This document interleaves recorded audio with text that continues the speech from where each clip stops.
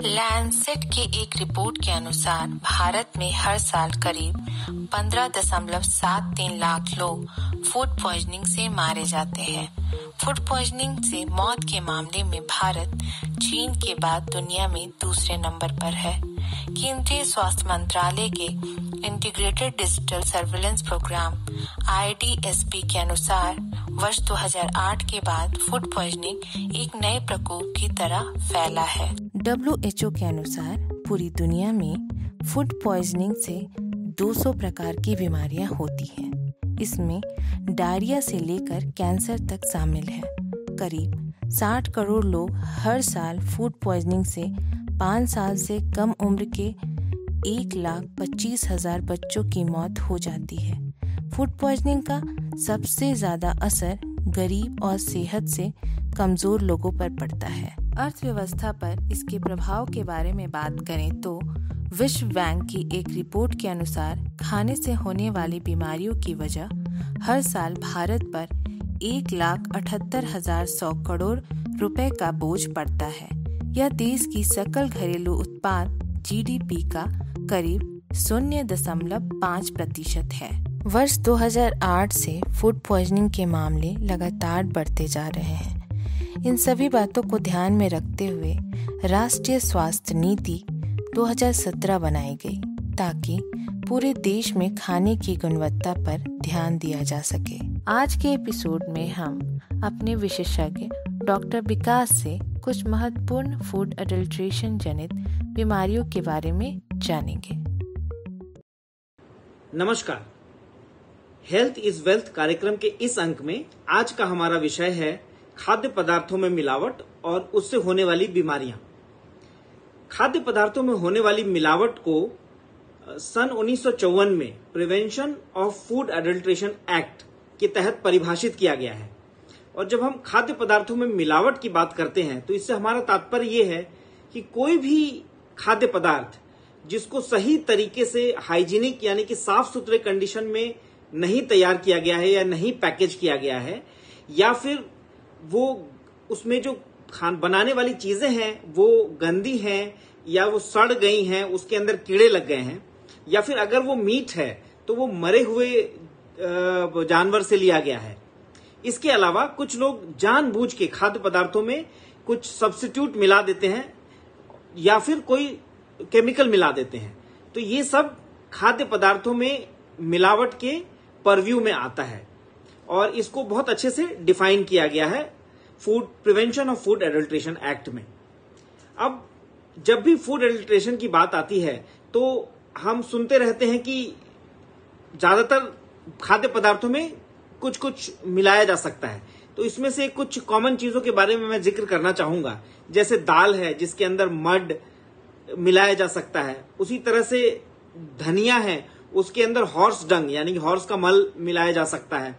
उसी तरह से जो चिली है, लाल चिली, उसके अंदर ब्रिक जो ईंट के छोटे छोटे टुकड़े हैं वो मिलाए जाते हैं। और इसी तरह से जो फल जो मिठाइयां हैं उसमें लोग जो परमिटेड कलर, जो आधिकारिक रूप से जिन कलर को डालना अलाउड है, उसके अलावा भी लोग कुछ कलर अपने आप डाल देते हैं। इसी तरह से हमने सुना है मिल्क में कॉमनली लोग पानी डाल देते हैं। तो ये सारा जो है ये फूड अडल्ट्रेशन के दायरे में आता है। अब जो prevention of food adulteration act है उसमें फूड अडल्ट्रेशन को कैसे नोटिफाई करना है इसका विस्तार से वर्णन किया गया है। तो जब भी कभी फूड अडल्ट्रेशन की शिकायत या शक हो, जैसे कोई मीट बेच रहा है या कोई कुछ खाद्य पदार्थ बेच रहा है और उसमें शक है कि इसमें कुछ मिलावटी सामान हो सकता है, तो हम उसकी जांच कर सकते हैं। तो जो prevention of food adulteration act है वो एक फूड इंस्पेक्टर को इजाजत देता है कि वो उसका सैंपल ले। इसके अलावा 1986 में इस एक्ट में एक संशोधन किया गया जिसके द्वारा फूड इंस्पेक्टर या फिर कोई भी सामान्य नागरिक अगर उसको शक होता है कि खाद्य पदार्थ में कोई मिलावट है तो वो उसका सैंपल लेके उसको जांच के लिए भेज सकता है। इसकी जो प्रक्रिया है उसका मैं थोड़ा जिक्र करना चाहूंगा। तो जैसे ही किसी को खाद्य पदार्थ में मिलावट का शक है तो वो सामान्य नागरिक या फूड इंस्पेक्टर उस दुकान पे जाता है और जो दुकानदार है उसको बताया जाता है कि हमें शक है कि आपके खाद्य पदार्थों में मिलावटी सामान है और हम इसको जांच के लिए भेजना चाहते हैं। जब दुकानदार को आप इसकी इंफॉर्मेशन दे देंगे तो आप जो खाद्य पदार्थ है उसको खरीदिए, उस खाद्य पदार्थ का जितना भी खरीद रहे हैं उसका आपको उसको दाम देना पड़ेगा दुकानदार को। इसके बाद दुकानदार से उसका सिग्नेचर लेना पड़ेगा कि हम ये सैंपल खाद्य पदार्थ की जांच के लिए भेज रहे हैं। अगर दुकानदार सैंपल पे आपके लिखित रूप में सिग्नेचर करने से मना करता है तो किसी विटनेस का आप साइन करा सकते हैं, और अगर विटनेस भी साइन करने से मना करता है तो इस चीज को लिखित रूप में एंडोर्स कर दिया जाता है कि सैंपल लिया है, दुकानदार और विटनेस दोनों ही इस पे साइन करने के लिए तैयार नहीं है। फिर ये जो सैंपल है वो गवर्नमेंट पब्लिक एनालिस्ट के पास भेज दिया जाता है, और जो उसके साथ साथ जो लोकल हेल्थ अथॉरिटी है जिसको गैजेट नोटिफिकेशन के थ्रू किसी अधिकारी को ये जिम्मेदारी दी जाती है, तो जो लोकल हेल्थ अथॉरिटी है उसको भी इन्फॉर्म किया जाता है कि हमने ये सैंपल सस्पेक्टेड मिलावटी है, इसको हमने जांच के लिए भेजा है।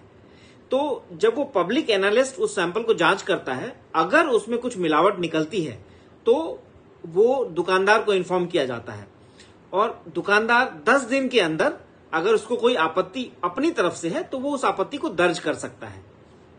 यहां पे ये बताना जरूरी है कि जो ये सैंपल इकट्ठा होता है उसको 3 भाग में विभक्त किया जाता है।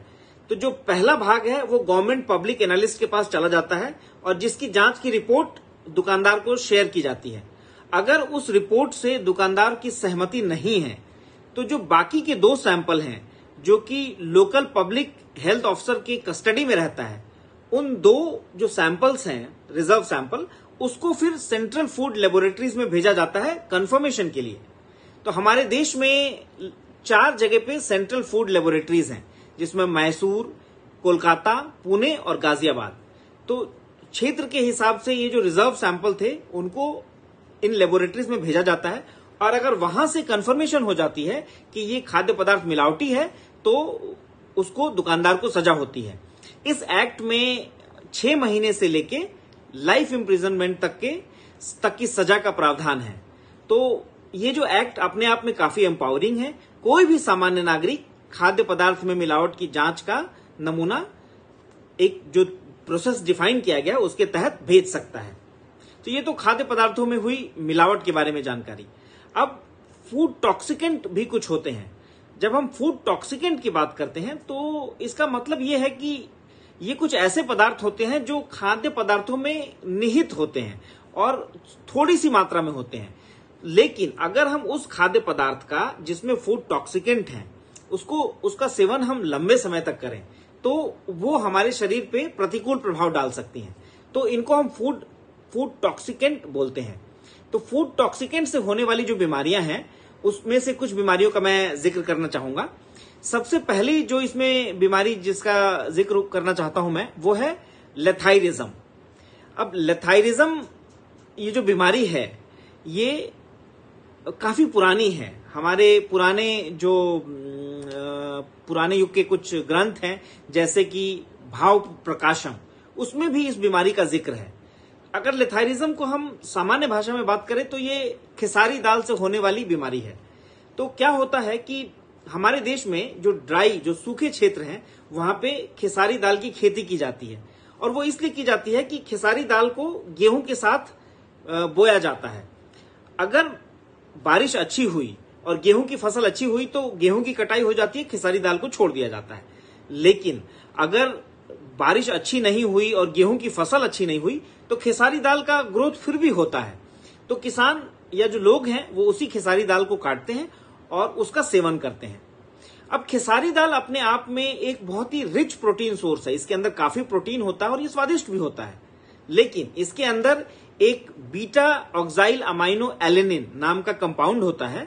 तो अगर ये कंपाउंड हम बहुत लंबे समय तक, फर्ज कीजिए कि आप रोज इसका सेवन 6 से 8 महीने तक कर रहे हैं, तो बीमारी फिर डेवलप हो सकती है। और जो ये बीमारी डेवलप होती है खेसारी दाल के लंबे समय तक सेवन से, उस बीमारी का नाम है न्यूरोलेथाइरिज्म। तो न्यूरोलेथाइरिज्म में क्या होता है? न्यूरोलेथाइरिज्म में जो शरीर का जो नीचे का हिस्सा यानी कि जो पैर है वो पूरा काम करना बंद कर देता है, वो अकड़ जाता है, वो पैर की मांसपेशियां बिल्कुल टाइट हो जाती हैं, कड़ी हो जाती हैं। तो हम जैसे हमारा घुटना मुड़ा है तो वो मुड़ा ही रह जाएगा, उसको हम खोल नहीं पाएंगे।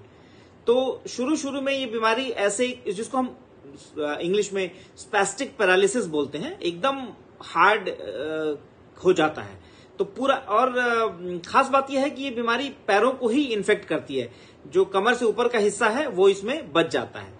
तो क्या होता है कि पेशेंट का ऐसा स्टेज आ जाता है कि वो उठ नहीं सकता, वो उसके घुटने मुड़े हुए हैं, तो पहले वो अपने घुटने के बल चलता है, फिर बाद में जब ये बीमारी बढ़ती है तो वो घुटनों को खोल भी नहीं सकता, इतनी मांसपेशियां इतनी कड़ी और टाइट हो जाती हैं। तो वो अपने हाथ से, अपने कमर के बल पे बैठ के अपने हाथ से रेंगता है, हम कह सकते हैं। तो एक तरह से बेगिंग की जैसे हालत हो जाती है।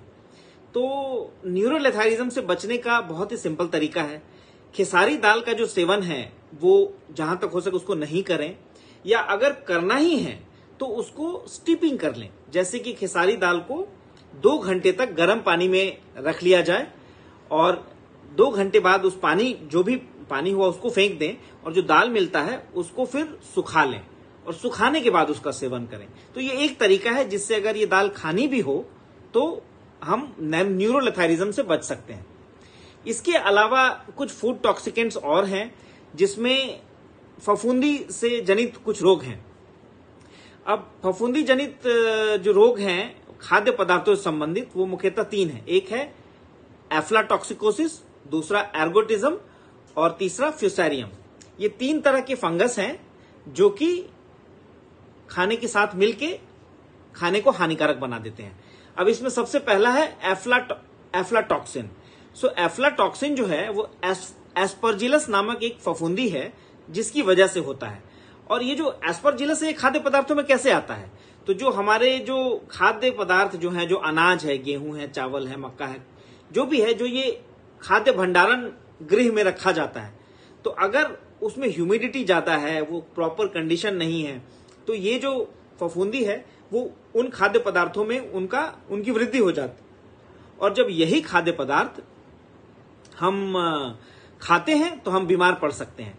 तो ये जो एफ्लाटॉक्सिन है ये लिवर को असर करता है, लिवर का फेलियर हो सकता है, लिवर सिरोसिस हो सकता है, यहां तक कि लिवर कैंसर में भी इसको कार्सिनोजेनिक भी माना गया है। एफ्लाटॉक्सिन को लिवर कैंसर का एक कारक माना गया है। तो इसके लिए बचने का सिंपल तरीका है कि जो खाद्य पदार्थों का भंडारण है वो सही प्रॉपर कंडीशन में होनी चाहिए, ज्यादा आर्द्रता नहीं होनी चाहिए, जिससे कि इस फफूंदी को ग्रोथ का मौका मिले। इसी तरह से आता है एर्गोटिज्म। एर्गोटिज्म एक फंगस है, एक फफूंदी है जिसका नाम है क्लेविसेप्स। तो ये क्लेविसेप्स के नाम से होती है। और ये जो फफूंदी है इसमें जो मुख्य लक्षण है वो ये लक्षण है कि इसमें पेट में बहुत ज्यादा जलन होती है, इसीलिए इसको सेंट एंटोनीज फायर भी बोला गया है। तो ये पेट में बहुत ज्यादा जलन करता है। इसके अलावा वोमिटिंग, उल्टी आना, पेट दर्द, चक्कर आना, शरीर में खुजली होना, या फिर लास्ट कंडीशन में गंभीर जब बीमारी होती है तो निक्रोसिस, गैंग्रीन हो जाता है। यानी कि जो हमारी पैर और हाथों की जो उंगलियां हैं वो उनकी मांसपेशियां उनकी मर जाती हैं और वो उस पार्ट को फिर काट के निकालना पड़ता है, वो काला पड़ जाता है। तो ये जो बीमारी है इसका जो गंभीर रूप काफी डेबिलिटेटिंग है शरीर के ऊपर। तो ये भी जो है इससे बचना है, नॉर्मल जो अपने भंडारण की जो स्थिति है उसको अच्छा रख के। इसी तरह से फ्यूसेरियम भी एक तरह का फंगस है जो हमारे खेतों में, जैसे कि गन्ना, चावल या गेहूं के पौधे हैं, उसके अंदर ये खेतों में ग्रो कर जाता है, लग जाता है और उन पौधों को इन्फेक्ट कर देता है। और उसके बाद इसकी वजह से बहुत सारी बीमारियां हो सकती है, जिसमें उल्टी आना, पेट में दर्द होना, ये मुख्य है। इसके अलावा जब ये बीमारी बहुत गंभीर मात्रा में आएगी तो शरीर में जो लाल लाल खून के धब्बे पड़ सकते हैं, या फिर शरीर में नाक से खून बह सकता है। तो अगर हम ये जो फफूंदी जनित रोग हैं, ये खाद्य पदार्थों से संबंधित, अगर हम गुड एग्रीकल्चर प्रैक्टिस रखें, कीटनाशकों का हम इस्तेमाल करें, खाद्य का भंडारण ठीक रखें, तो ये जो गंभीर बीमारियां हैं उससे बच सकते हैं। अब फूड टॉक्सिकेंट में एक आखिरी जिक्र मैं करना चाहूंगा बीमारी का, जिसका नाम है एपिडेमिक ड्रॉपसी। एपिडेमिक ड्रॉपसी का जो एक महामारी की तरह बीच बीच में आता रहता है। लास्ट इसकी महामारी 1996 में आई थी। तो जो एपिडेमिक ड्रॉपसी है वो एक पौधा है आर्जिमोन मैक्सिकाना, इस पौधे की वजह से होती है। तो ये जो पौधा है आर्जिमोन मैक्सिकाना, ये सरसों के जो पौधे हैं उसके साथ ये ग्रो करता है। बेसिकली ये बहुत ही एक कह सकते हैं कि जंगल में अपने आप उगने वाला झाड़ झंखाड़ जिसको हम लोग बोलते हैं वो है, और सरसों के खेत में सरसों के साथ ये बहुत इजीली ग्रो करता है। और फिर क्या होता है कि कटाई के समय में ये सरसों के साथ आ जाता है और फिर सरसों के तेल में मिक्स हो जाता है। जब हम उसको परिष्कृत करते हैं तो उसी प्रक्रम में ये सरसों के तेल में आ जाता है, क्योंकि कटाई के साथ ही ये सरसों के साथ आ गया है। तो अगर ये जो आर्जिमोन मैक्सिकाना का जब ये सरसों के तेल में मिक्स हो जाता है तो इसमें सैंग्विनिरिन नाम का एक रसायन होता है जो कि शरीर के लिए हानिकारक है। तो वो सरसों तेल जिसमें आर्जिमोन से वो उसमें मिल गया है वो शरीर के लिए बहुत हानिकारक है। इसकी वजह से जो बीमारी होती है उसको हम लोग एपिडेमिक ड्रॉपसी बोलते हैं। और एपिडेमिक ड्रॉपसी के जो लक्षण हैं उसमें क्या है कि दोनों पैरों में स्वेलिंग आ जाती है, पैर बिल्कुल मोटे मोटे हो जाते हैं और बाद में जाके लेटर स्टेजेस में हार्ट फेलियर भी हो सकता है। तो इसका आउटब्रेक समय समय पर पीरियोडिकली आता रहता है, इसीलिए इससे बचना जरूरी है। तो खाद्य तेलों का परिष्कार अच्छा होना चाहिए। बहुत ही सिंपल कुछ टेस्ट हैं जैसे नाइट्रिक एसिड टेस्ट या पेपर क्रोमेटोग्राफी टेस्ट, जिससे कि आप सरसों तेल की जांच कर सकते हैं, उसमें पता लगा सकते हैं कि इसमें आर्जिमोन मैक्सिकाना का रसायन है कि नहीं। तो इसीलिए इसके प्रिवेंशन के लिए क्या है कि जो सरसों की खेती होती है उसको खेती करते समय हमको ध्यान रखना है कि आर्जिमोन मैक्सिकाना वाला ये जो पौधा है, ये जो झाड़ झंखाड़ है, वो इसके साथ ना उग जाए, उसका ध्यान गुड एग्रीकल्चर प्रैक्टिस में रखना है। और सरसों तेल की समय समय पर औचक जांच होती रहनी चाहिए, जिससे ये पता लगे कि आर्जिमोन इसमें कहीं मिक्स तो नहीं हो गया है गलती से। तो ये छोटी छोटी अगर हम ध्यान रखेंगे तो ये जो गंभीर बीमारियां हैं उनसे बच सकते हैं। धन्यवाद।